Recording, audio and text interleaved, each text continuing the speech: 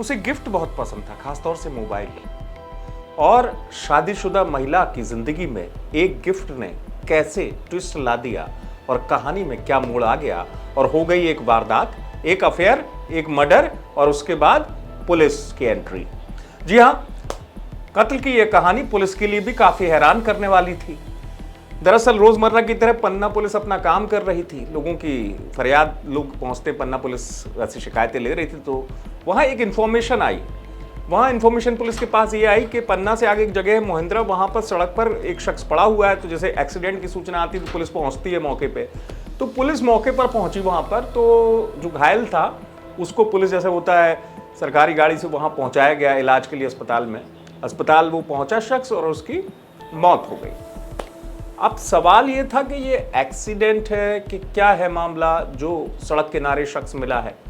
Police की जांच यहीं से शुरू हुई। एक ऐसी वारदात जिसमें पुलिस के सामने पहले ही एक चुनौती थी कि एक्सीडेंट है, कत्ल है।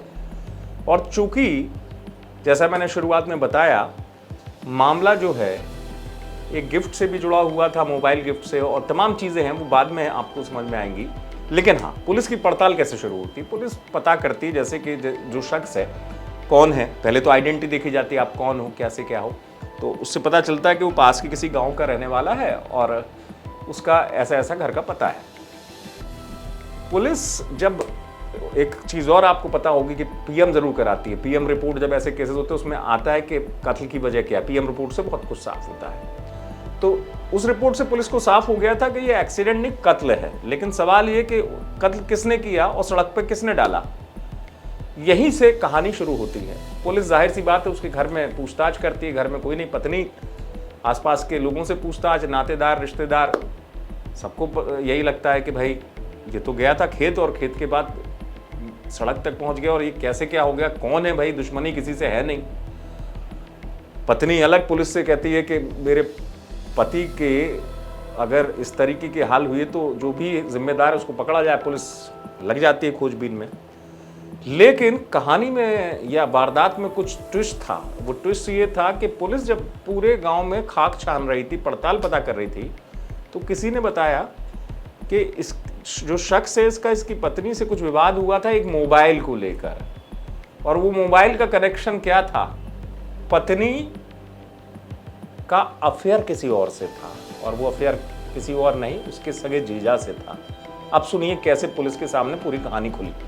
रोड पे सूचना मिली थी कि एक मृत अवस्था, घायल अवस्था में एक व्यक्ति है। उसको 108 के माध्यम से पहुंचाया गया अस्पताल जहां पे वो मृत घोषित था। उसका इन्वेस्टिगेशन किया गया थाना प्रभारी रायपुरा के द्वारा। इसमें ये तथ्य निकल के आए कि जो मृतक है उसकी जो पत्नी है उसका अपने जीजा के साथ, सगे जीजा के साथ प्रेम प्रसंग चल रहा था। जीजा ने उसको एक फ़ोन भी दे रखा था और वो जो है उसके पति के संज्ञान में आ चुका था।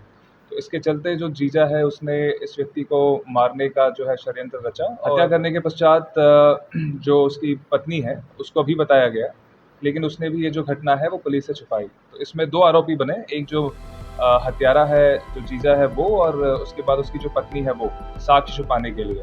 तो इस तरीके से 2 आरोपियों को बनाकर रायपुरा पुलिस ने आई थिंक विदिन 24 आवर्स जो है इसका खुलासा किया। तो पुलिस अधिकारी बता रहे हैं कि बीबी ही इतनी शातिर थी जो पुलिस को घुमा रही थी, पुलिस से छुपा रही थी। कहानी जब खुली तो पता चला कि उसका जो जीजा था वो उसके इश्क में इस कदर पागल हो चुका था कि वो जो कहती वो करता। इसके पति को पता चल गया था कि मोबाइल जीजा ने गिफ्ट पे दिया है और ये लगातार उससे बात करती है, दोनों का अफेयर है। पति ने वहीं से इसको टोकना शुरू किया और तब उसने सोचा कि पति को रास्ते से हटा दिया जाए। खुद कर नहीं सकती थी ये काम, तो उसने शातिर दिमाग चलाया, अपने ही जीजा को इस मर्डर को करने के लिए तैयार कर लिया और दोनों ने मिलकर इस साजिश को अंजाम भी दिया, वारदात को अंजाम भी दिया। लेकिन कहते हैं ना कि पुलिस के हाथ बड़े लंबे होते हैं। पुलिस भी इस वारदात को सुलझाने में कामयाब हो गई और असलियत सामने आ गई। पन्ना से आप तक खबर पहुंचाई दीपक शर्मा ने। आप देखते रहे एमपी तक।